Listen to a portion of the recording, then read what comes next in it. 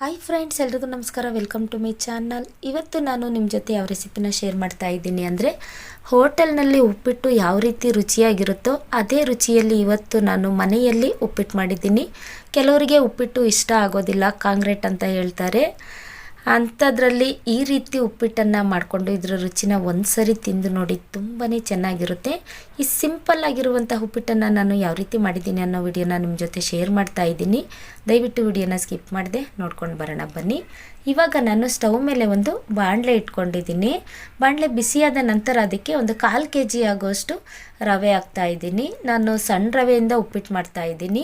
ನಿಮಗೆ ಸಣ್ಣ ರವೆ ಇಷ್ಟ ಇಲ್ಲ ಅಂದರೆ ನೀವು ದಪ್ಪ ರವೆಯಲ್ಲಿ ಉಪ್ಪಿಟ್ಟು ಮಾಡ್ಕೊಬಹುದು, ತುಂಬಾ ರುಚಿಯಾಗಿರುತ್ತೆ. ಹೋಟೆಲ್ನಲ್ಲಿ ಉಪ್ಪಿಟ್ಟು ಮಾಡುವಾಗ ಏನು ಮಾಡ್ತಾರೆ ಅಂದರೆ, ಉಪ್ಪಿಟ್ಟಿನ ರುಚಿ ಸ್ವಲ್ಪ ಚೆನ್ನಾಗಿರಲಿ ಅಂತ ಅದಕ್ಕೆ ಡಾಲ್ಡಾ ಮಿಕ್ಸ್ ಮಾಡ್ತಾರೆ. ಹಾಗಾಗಿ ಉಪ್ಪಿಟ್ಟಿನ ರುಚಿ ತುಂಬಾ ಚೆನ್ನಾಗಿರುತ್ತೆ. ನಿಮಗೆ ಡಾಲ್ಡಾ ಇಷ್ಟ ಇತ್ತು ಅಂದರೆ ನೀವು ಡಾಲ್ಡಾನ ಮಿಕ್ಸ್ ಮಾಡ್ಕೊಳ್ಳಿ. ಆದರೆ ನಾನಿಲ್ಲಿ ಡಾಲ್ಡಾ ಹಾಕ್ತಾ ಇಲ್ಲ. ಡಾಲ್ಡಾದ ಬದಲಿಗೆ ಸ್ವಲ್ಪ ಜಾಸ್ತಿ ಎಣ್ಣೆ ಹಾಕಿ ರವೆ ಹುರಿತಾ ಇದ್ದೀನಿ. ನಾವು ರವೆ ಹುರಿತೀವಿ ನೋಡಿ, ಆವಾಗ ಸ್ವಲ್ಪ ಜಾಸ್ತಿ ಎಣ್ಣೆ ಹಾಕಿ ರವೆ ಹುರಿದು ಉಪ್ಪಿಟ್ಟು ಮಾಡೋದ್ರಿಂದ ಉಪ್ಪಿಟ್ಟು ಸ್ವಲ್ಪನೂ ಅಂಟೋದಿಲ್ಲ ಮತ್ತು ರುಚಿನೂ ಅಷ್ಟೇ ಚೆನ್ನಾಗಿರುತ್ತೆ. ಹಾಗಾಗಿ ರವೆ ಹುರಿಯುವಾಗ ಸ್ವಲ್ಪ ಎಣ್ಣೆ ಹಾಕಿ ರವೆನ ಹುರಿಬೇಕು. ಇವಾಗ ರವೆ ರೆಡಿಯಾಗಿದೆ.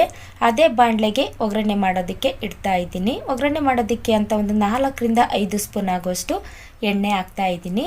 ಎಣ್ಣೆ ಬಿಸಿಯಾದ ನಂತರ ಅದಕ್ಕೆ 1 ಸ್ಪೂನ್ ಸಾಸಿವೆ ಹಾಕ್ತಾ ಇದ್ದೀನಿ. ಸಾಸಿವೆ ಮಾತ್ರ ಚೆನ್ನಾಗಿ ಸಿಡಿಬೇಕು, ಚಿಟಪಟ ಅಂತ ಸಿಡಿಯೋವರೆಗೂ ನೀವು ಹಾಗೆ ಬಿಡಬೇಕು. ಇವಾಗ ಇದಕ್ಕೆ 1.5 ಸ್ಪೂನ್ ಆಗೋಷ್ಟು ಕಡಲೆಬೇಳೆ ಹಾಕಿ, ಆ ಕಡಲೆಬೇಳೆ ಸ್ವಲ್ಪ ಬ್ರೌನ್ ಕಲರ್ ಬರೋವರೆಗೂ ತಿರುಗಿಸ್ತಾ ಇದ್ದೀನಿ. ನಾನಿಲ್ಲಿ 2 ಹಸಿಮೆಣ್ಸಿಕಾಯಿನ ಕಟ್ ಮಾಡಿ ಹಾಕ್ತಾ ಇದ್ದೀನಿ. ನಿಮಗೆ ಜಾಸ್ತಿ ಖಾರ ಬೇಕು ಅಂದರೆ ನೀವು ಇನ್ನೂ 1 ಮೆಣಸಿಕಾಯಿನ ಹಾಕ್ಕೊಳ್ಳಿ.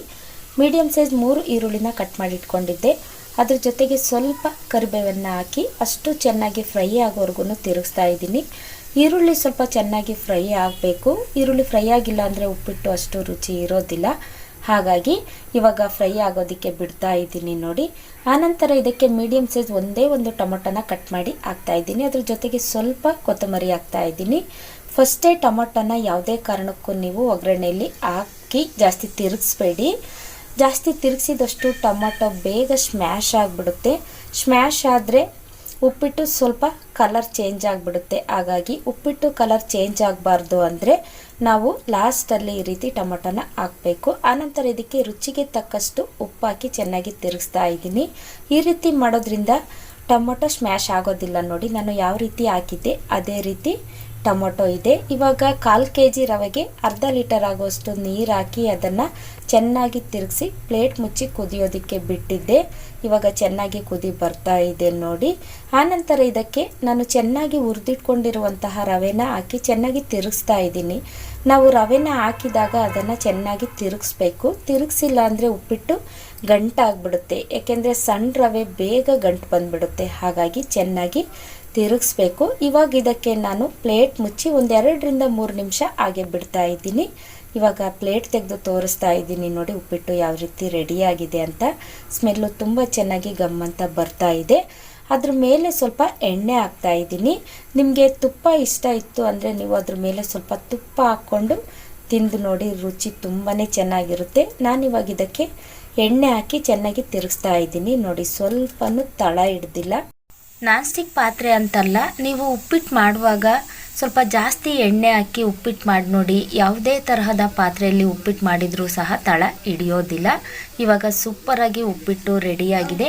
ಉಪ್ಪಿಟ್ಟು ಮಾಡಿದಾಗ ನೀವು ಏನು ಮಾಡಬೇಕು ಅಂದರೆ, ಆ ಉಪ್ಪಿಟ್ಟು ತಣ್ಣಗಾದಾಗ ತಿನ್ನೋದಕ್ಕೆ ಇಷ್ಟ ಆಗೋದಿಲ್ಲ. ಉಪ್ಪಿಟ್ಟು ಬಿಸಿ ಬಿಸಿ ಇದ್ದಾಗಲೇ ಒಂದು ಲೋಟ ಕಾಫಿ ಅಥವಾ ಟೀ ಜೊತೆ ತಿಂದರೆ ತುಂಬಾ ರುಚಿಯಾಗಿರುತ್ತೆ. ಇವಾಗ ನಾನು ತಿಂಡಿ ಮಾಡೋದಕ್ಕೆ ಪ್ಲೇಟಲ್ಲಿ ಹಾಕ್ಕೊಂಡಿದ್ದೀನಿ ನೋಡಿ. ಬಿಸಿ ಇದೆ ಉಪ್ಪಿಟ್ಟು, ತಿನ್ನೋದಕ್ಕೆ ತುಂಬಾ ರುಚಿಯಾಗಿದೆ. ನೀವು ನಿಮ್ಮ ಮನೆಯಲ್ಲಿ ಈ ರೀತಿ ಉಪ್ಪಿಟ್ಟನ್ನು ಒಂದ್ಸರಿ ಟ್ರೈ ಮಾಡಿ ನೋಡಿ, ತುಂಬ ರುಚಿಯಾಗಿರುತ್ತೆ. ಉಪ್ಪಿಟ್ಟು ಬಿಸಿ ಬಿಸಿ ಇದ್ದಾಗ ತಿನ್ನೋದ್ರಿಂದ ರುಚಿ ಸ್ವಲ್ಪ ಜಾಸ್ತಿ ಇರುತ್ತೆ. ಹಾಗಾಗಿ ಯಾರೆಲ್ಲ ಹೊಸದಾಗಿ ನನ್ನ ಚಾನಲ್ನ ನೋಡ್ತಾ ಇದ್ದೀರಾ, ದಯವಿಟ್ಟು ಸಬ್ಸ್ಕ್ರೈಬ್ ಮಾಡಿಕೊಂಡು ವಿಡಿಯೋ ನೋಡಿ. ಸಿಂಪಲ್ಲಾಗಿ ಮಾಡಿರುವಂತಹ ಈ ಉಪ್ಪಿಟ್ಟು ನಿಮಗೆ ಇಷ್ಟ ಆಗಿದ್ದರೆ ಒಂದೇ ಒಂದು ಲೈಕ್ ಮಾಡಿ, ಶೇರ್ ಮಾಡಿ, ಸಬ್ಸ್ಕ್ರೈಬ್ ಮಾಡ್ಕೊಂಡು ವಿಡಿಯೋ ನೋಡೋದನ್ನು ಮರಿಬೇಡಿ. Thank you.